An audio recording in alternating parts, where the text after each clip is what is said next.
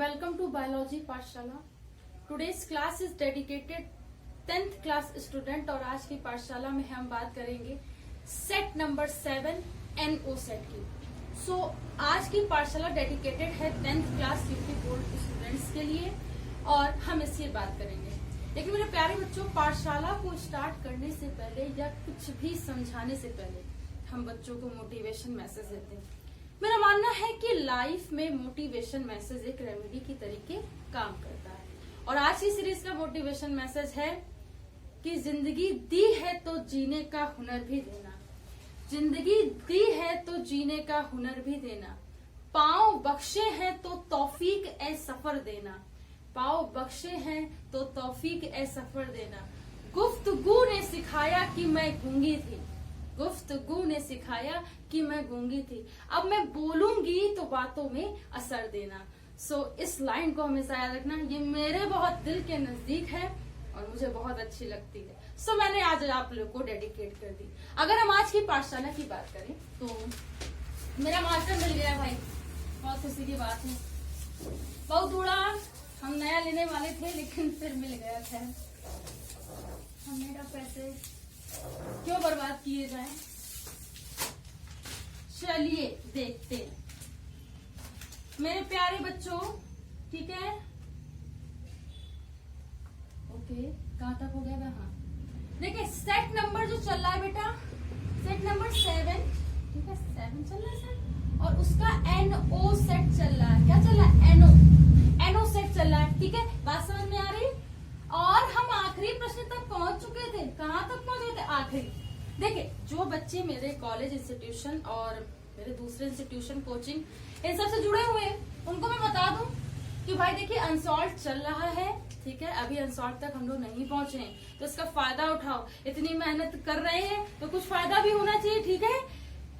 बात समझ रहे हैं ना कि इतनी मेहनत अगर आपके लिए कर रहे हैं तो आपको भी कुछ फायदा होना चाहिए, ठीक है। हमारा तो अच्छी खासी पढ़ाई हो जाती है, आप लोग की भी पढ़ाई जबरदस्त होनी चाहिए। तो चलिए देखते हैं, ठीक है। बहुत से बच्चों को पता है, वो दिन में जरूर देखते हैं, कोशिश करते हैं। आपसे पूछा गया कि हार्मोन को परिभाषित कीजिए। हार्मोन को परिभाषित कीजिए। देखिए, जितने बच्चे हमें व्यक्तिगत रूप से जानते हैं वो ये जानते हैं कि हमने एक बार आप लोगों को एक चीज बताई थी। वो चीज ये थी, हमने बताया था कि अगर कोई भी बेटा बच्चों प्रोटीन है, उसका सिंपलेस्ट फॉर्म स्टेरॉइड है, ठीक बच्चा, उसका simplest form that is hormone, and this is the simplest form of hormone is enzyme. मतलब इसका सरलीकृत प्रोटीन का रूप स्टेरॉइड, स्टेरॉइड हार्मोन, हार्मोन यानी कि एंजाइम। अब किसी बच्चे को ये कंफ्यूजन नहीं होनी चाहिए कि ये आया कैसे।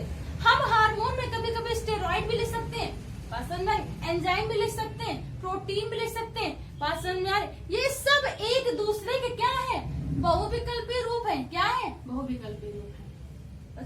देखिए हार्मोन क्या होते हैं, कैसे इसकी परिभाषा को बनाओगे। देखिए विज्ञान जो होता है ना, विज्ञान तथ्यों पर काम करता है, ठीक है। यहाँ पे कोई भी चीज होती है इसका फंडामेंटल फैक्ट होता है। बिना फंडामेंटल फैक्ट के we can not presume this subject. हम इसकी कल्पना नहीं कर सकते हैं और हमें इस चीजों को समझना पड़ता है। अगर हम जीव विज्ञान की बात करें, लिख कर नहीं समझ सकते हो, बहुत बड़ी पोथियां हैं, ठीक है। समझ में आ रहा? सबके पास है, मेरे पास भी बहुत सारी बुकें, नहीं कर सकते। लेकिन अगर आप समझ सकते हो तो शायद आप बहुत सारी चीजें याद कर सकते हो, दिमाग बैठा सकते हो, शायद दूसरों को समझा भी सकते हो और कुछ कर सकते हो। तो समझने का प्रयास करना चाहिए, कोशिश करनी चाहिए कि हम कितना ज्यादा सुन सके और कितना ज्यादा समझ सकें। हार्मोन क्या होता है? देखिए, यह एक रासायनिक, ठीक है, यह एक रासायनिक, ठीक है, रासायनिक पदार्थ होता है। रासायनिक पदार्थ होता है, अगर हम ये कहते गलत नहीं होगा, ठीक। यह एक रासायनिक पदार्थ होता है जो अल्प मात्रा में स्रावित होता है। ये भी लिख सकते हैं, जो अल्प मात्रा में स्रावित होता है कि नहीं? स्रावित होता है बच्चों, और इसकी खास विशेषता होती है, ये विशेष प्रकार की कोशिकाओं से स्रावित होकर के किसी विशेष दूसरी प्रकार की कोशिकाओं पर विशेष प्रकार का नियामक या प्रभाव उत्पन्न करती है। यानी कि ये किसी, अगर हम ये कह दें जैसे बुक की लैंग्वेज में होता है कि लक्ष्य कोशिकाओं टारगेट सेल से स्रावित होती है बच्चों, और किसी विशेष प्रकार की किसी अन्य विशेष प्रकार की कोशिकाओं पर विशेष प्रकार का नियामक प्रभाव उत्पन्न करते हैं। नियामक प्रभाव उत्पन्न करती हैं बच्चों, क्या करती है? प्रभाव उत्पन्न करती है। बात समझ में? इसी को कहते हैं हार्मोन। अल्प मात्रा में स्रावित होते हैं, रासायनिक पदार्थ होते हैं, किसी विशेष प्रकार की कोशिकाओं पर सेक्रेट हुए, स्रावित हुए, किसी दूसरी प्रकार की कोशिकाओं पर विशेष प्रकार का नियामक या प्रभाव उत्पन्न करते हैं। इसी को हम लोग हार्मोन बोलते हैं। अब ये जो बेटा हार्मोन होते हैं, देखो पहले तो इसके हम प्रकृति के आधार पर अगर हम बात करें बच्चों, अगर हम ये कह दें कि इनका जो सेक्रीशन है वो दो प्रकार से होता है। There is two type of secretion, that is hyposecretion, secretion of hormone. अगर हम ये बोले तो गलत नहीं होगा, हिंदी बोले तो दैट मीन्स हिंदी, हाँ इसकी हिंदी क्या होगी? कहेगा कि हार्मोन का अल्प स्रावण, ठीक है। एक वक्त था, ठीक है, हिंदी से ही वास्ता था तो इंग्लिश नहीं समझ में आती थी। अब एक ये वक्त है कि इंग्लिश से वास्ता तो हिंदी में कंफ्यूजन हो जाती। खैर दोनों भाषाओं को तालमेल लेकर के चलते हैं, सभी टीचर चलते हैं, हम भी कोशिश करते हैं और याद आ जाती हैं चीजें हमको भी। और एक होता है hyper secretion, hyper secretion and that is the hormone का अतिस्रावण, हार्मोन का अतिस्रावण। देखिए बेटा, एक ये दो बातें बहुत महत्वपूर्ण होती हैं, ठीक। और दूसरी बात ये याद रखना, अगर हम इसको ऐसे बताते तो ठीक चलेगा। देखिए एक होता है वृद्धिवर्धक, एक होता है वृद्धिवर्धक हार्मोन, एक होता है वृद्धिरोधक हार्मोन। देख लो अच्छे से, इस चार्ट को देख लीजिए, फ्लो चार्ट को। लक्ष्य कोशिकाओं में होता है हाइपर सेक्रीशन, अल्प स्रावण से भी कुछ ना कुछ चीजें आएंगी, अनियमितताएं आएंगी, ग्रोथ होगी, डेवलपमेंट होगा। और इससे भी क्या होगा कि कुछ किसी चीज की अल्प हो रहा है तो कमी होगी, ज्यादा हो रहा है तो वो चीज ज्यादा हो जाएगी, उससे अनियमितताएं आएंगी। दोनों ही चीजों में बहुत सारी चीजें होती हैं शरीर में। अब एक है क्या कह रहा है, वृद्धिवर्धक और एक है वृद्धिरोधक। ऐसे हार्मोन जो किसी जीव की वृद्धि को बढ़ाते हैं वृद्धिवर्धक हार्मोन, प्रमोटर्स कहलाते हैं। और ऐसे हार्मोन जो किसी जीव की वृद्धि को रोकते हैं वृद्धिरोधक हार्मोन, ग्रोथ इनहिबिटर्स कहलाते हैं।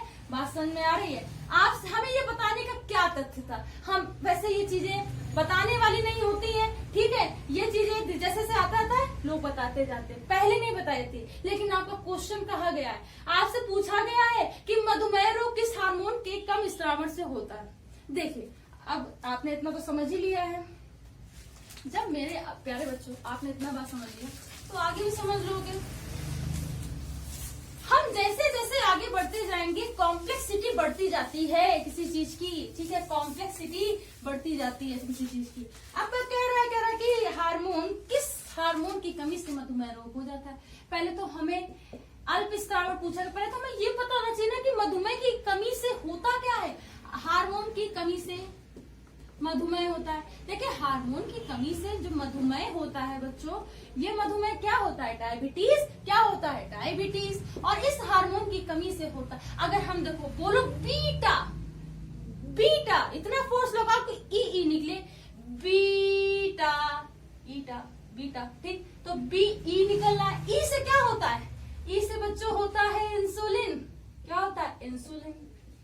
अब जब कभी बीटा सेल आए इंसुलिन लगाओगे, बीटा सेल से इंसुलिन का क्या होता है? सेक्रीशन होता है, स्रावण होता है। और हार्मोन की कमी से मधुमेह रोग होता है। इस हार्मोन का नाम इंसुलिन होता है, इस हार्मोन का नाम इंसुलिन होता है। इसके अल्प स्रावण से, इसके अल्प स्रावण या श्रावण से क्या हो जाता है? मधुमेह रोग हो जाता है। क्या हो जाता है? मधुमेह रोग हो जाता है। बच्चों वैसे तो ये इंसुलिन हार्मोन जो होता है वो ग्लूकोज की सांद्रता का नियंत्रण करता है। किसका नियंत्रण करता है? सांद्रता का नियंत्रण करता है। यानी जब कभी हमें डायबिटीज होता है तो ग्लूकोज की सांद्रता का असंतुलन सा हो जाता है, संतुलन बिगड़ जाता है, जिससे कि क्या हो हो जाता है, मधुमेह हो जाता है। मेरे प्यारे बच्चों, मधुमेह 2 प्रकार का होता है। एक होता है डायबिटीज मिलेटस, बहुत बढ़िया बड़ा डिसीज है ना, डायबिटीज इंसिपिडस। देखिए ये सब बताने का मेरा ये मकसद ताकि आपकी कहीं कहीं कोई कमी ना रह जाए मार्क्स लाने में। बात समझ रहे हैं ना, कहीं कोई कमी ना रह जाए। ठीक, हम पूरी कोशिश करेंगे। Diabetes mellitus, diabetes insipidus, when the concentration of hormone insulin is normal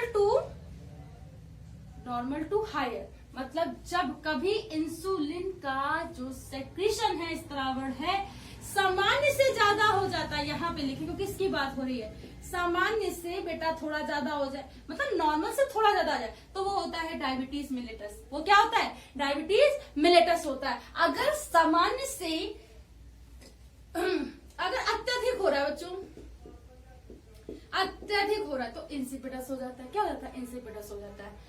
diabetes Miletus के केस में तो हम कोई प्रोटीन ले सकते हैं, हालांकि प्रोटीन बहुत महंगी आती है। ठीक, सबके बस की बात नहीं है प्रोटीन को लेना, ठीक है, वो काफी महंगी आती है। So first protein is made by the DBT department in Delhi in 1990, और जो पहला था, मैंने शायद ये बताया भी है, अब मुझे नहीं याद आ रहा कि ऑनलाइन बताया है कि अपनी कॉलेज या इंस्टीट्यूट में बताया, लेकिन मैंने ये बात बताया कि जो फर्स्ट प्रोटीन जो बनाया गया था इसके लिए हिमिलिन था, और ये डीबीटी डिपार्टमेंट ऑफ बायोटेक्नोलॉजी में बनाया गया था। और इसमें क्या होता था कि हम जैसे किसी को कोई रोगी है डायबिटीज का, तो हम उसे अगर इस केस में प्रोटीन दे सकते हैं। ठीक है, एज अ ड्रग होता है वो। लेकिन प्रोटीन वैसे बताया ना, सामान्य स्तर के जो लोग हैं वो इतना पैसा खर्च करके प्रोटीन नहीं ले सकते हैं। ठीक है, तो वो अपनी आयुर्वेदा इन सब चीजों की ओर भागते हैं। ठीक है, काम करते हैं और नॉर्मल चीजें नॉर्मलाइजेशन करते हैं। डायबिटीज इंसिपिडस के केस में कुछ नहीं होता। इंजेक्शन, ठीक, नॉर्मल हम लोग अपनी भाषा में थुकते हैं। ठीक है, इंसिपिडस के केस में बेटा इंजेक्शन लगते हैं। You have to take injection लगेंगे, चाहे आप करें या ना करें। आप किसी भी अवस्था में आपको इंजेक्शन लगेंगे तो मतलब रोक नहीं पाओगे अपने आप को इंजेक्शन लगवाने से। ठीक है, लगेंगे ही लगेंगे, पहली बात। और मैं आपको बताता हूँ, देखो डायबिटीज जो अगर किसी नवजात शिशु को है, छोटे बच्चों को है, डेट इज जेनेटिक, ये जेनेटिक होता है। कैरियर का काम महिलाएं करती है, बात समझ में आ रही है? ये सब सारी चीजें होती है। अगर आप ये पॉइंट लिख दो बेटा, 4 क्या, ये 4 तो बहुत छोटी चीज है।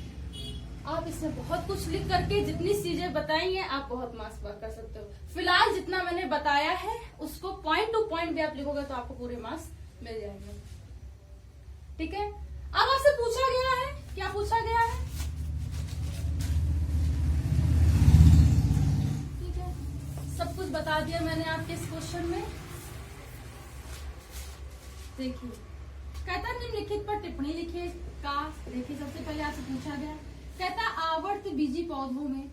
हमने आपको 1000 बार बताया, हमने कहा बच्चों कि आप लोग ऐसा करा करिए, ऐसे प्रश्नों में फ्लो चार्ट का यूज कर सकते हैं। You have to draw the flow diagram, but बच्चों के सामने कहाँ आती है चीजें।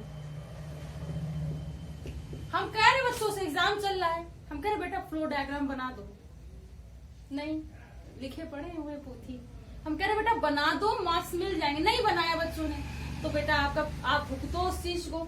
अगर आप बनाते हो फ्लो डायग्राम, चाहे आपका बोर्ड पेपर हो या कोई भी पेपर हो, ठीक है, अगर आप फ्लो डायग्राम बनाते हो, स्पेशली बायोलॉजी क्षेत्र में आप मार्क्स पाएंगे, आपको कोई रोक नहीं सकता। पौधों में लगेंगे जन्म, आवर्त बीजी, यानी कि ये हुआ एंजियोस्पर्म।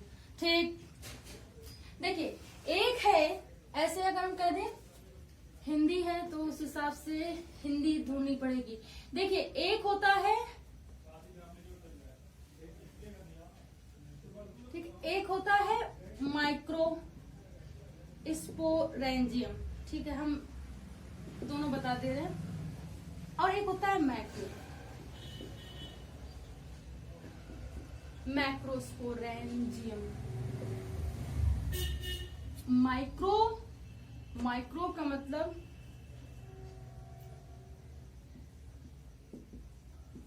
सूक्ष्म, लघु, बीजाणु, ठीक है। उसके बाद दीर्घ, ऐसे लिखे ना पूरे पूरे की बृहद सॉरी दीर्घ,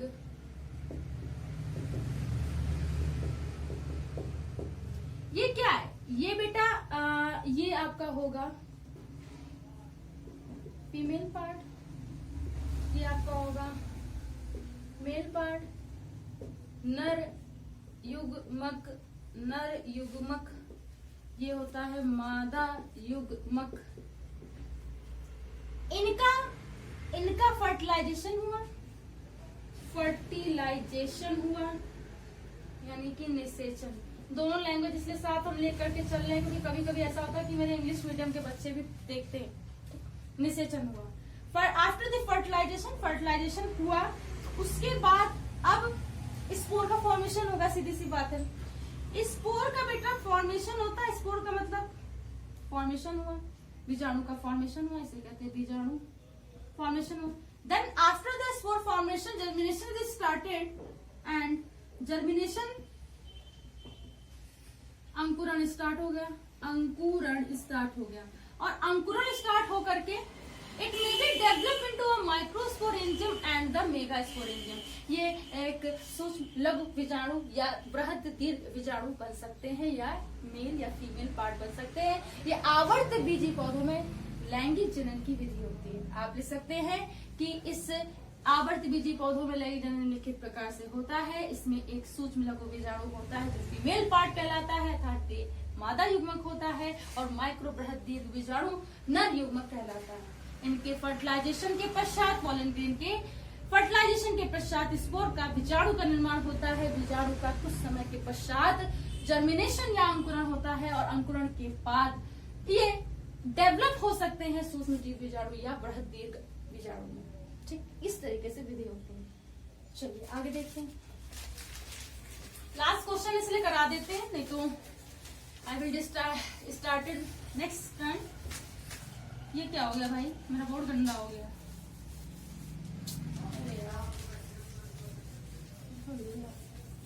चलिए कोई बात नहीं, यूज करेंगे इसको। चलिए, कह रहा है मनुष्य में लिंग निर्धारण बहुत सरल है।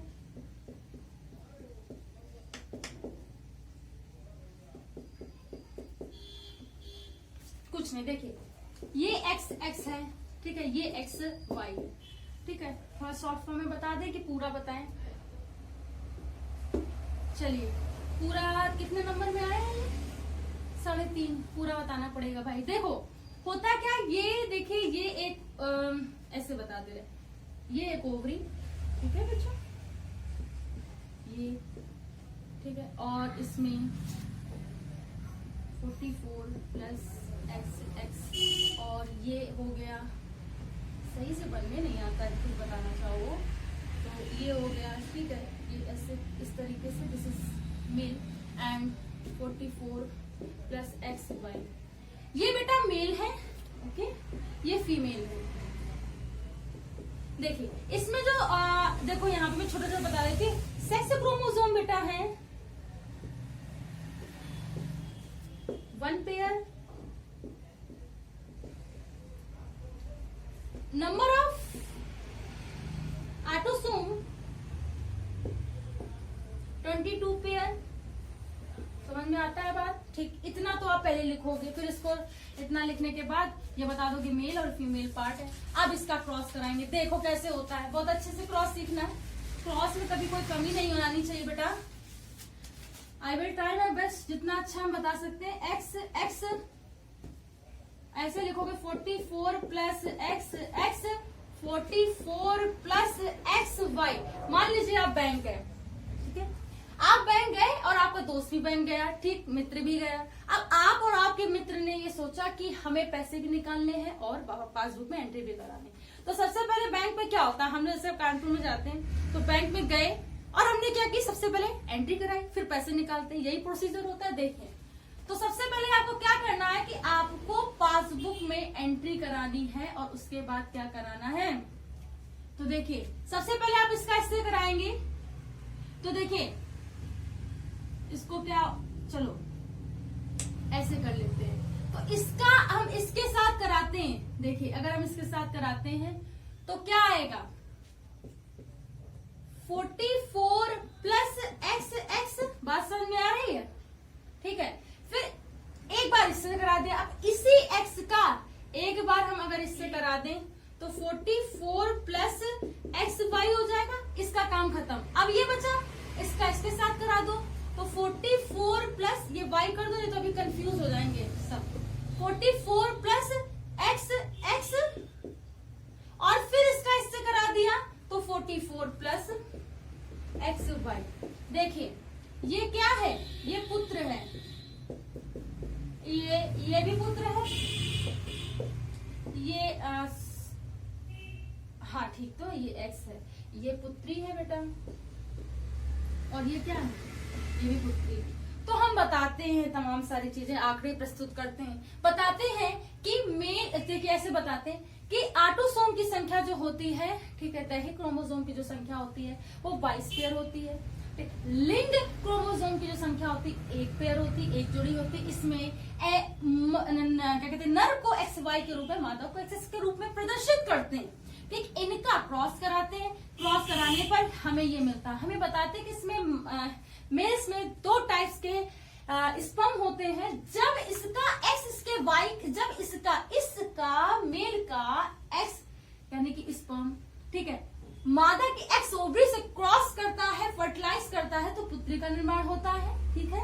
और वाई जब स्पर्म इसके एक्स ओवरी से फर्टिलाइज करेगा तो पुत्र का निर्माण होता है। क्योंकि जो वाई स्पर्म होता है, जब डिटेल में बताते हैं तो वाई को थोड़ा सा छोटा कर देते हैं। क्यों? क्योंकि वाई क्या होता है, हल्का होता है, लाइट होता है, तो ये जल्दी से फर्टिलाइज कर लेता है। बहुत ज्यादा मोटा होता है, गतिशील होता है, जल्दी से फर्टिलाइज कर लेता है। इसीलिए आपको ये बताते हैं कि 106 लड़कों में 102 से 104 लड़कियां जन्म लेती हैं, 102 से 104 लड़कियां जन्म लेती है। तो ये आंकड़े और सही भी हैं, ठीक है। तो इसलिए होता है ये जेनेटिकल और क्रॉस वाइज हम समझाते हैं, ठीक है। सो मेरी पूरी कोशिश रही है कि आज आपको समझा पाऊं। अगर आज की पाठशाला आपको समझ में आई हो तो इसे ज्यादा से ज्यादा बच्चों तक शेयर कीजिए, सब्सक्राइब कीजिए, लाइक कीजिए। अगर आपको कोई भी डाउट है, अगर आपको कोई भी समस्या है तो आप मैसेज कर सकते हैं और आपको पूरा समाधान मिलेगा। तो सभी बच्चों से मेरा ये निवेदन है कि इस सीरीज को जरूर ज्वाइन कीजिए। और जो भी बच्चे नीट की तैयारी करना चाहते हैं, हम उनके लिए फ्री ऑफ कॉस्ट कुछ स्टार्ट करने वाले हैं अपनी पाठशाला में, नीट के बच्चों के लिए।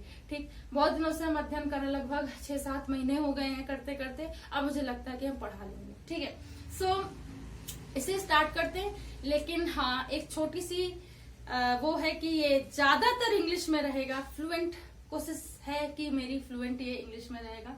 मैं कोशिश करूंगी कि आपको वो बाइलिंगुअल दे सकूं और आगे कर सकूं। सो अभी आपको अगर इस कंसेप्ट में कोई दिक्कत आई तो आप मुझे पूछ सकते हैं, ठीक है, आप डिस्कस कर सकते हैं। Thanks to all student to watch my Pathshala. Thanks again. अगर आपको ये पाठशाला समझ में आई हो तो इसे अन्य लोगों तक शेयर कीजिए, सब्सक्राइब कीजिए। बायोलॉजी पाठशाला के लेटेस्ट अपडेट प्राप्त करने के लिए बायोलॉजी पाठशाला के बेल आइकन घंटे के बटन को दबाए रखें ताकि आने वाली लेटेस्ट अपडेट आप तक पहुंच सके। Thanks to all student to watch my Pathshala. Thanks again. प्रणाम बच्चों।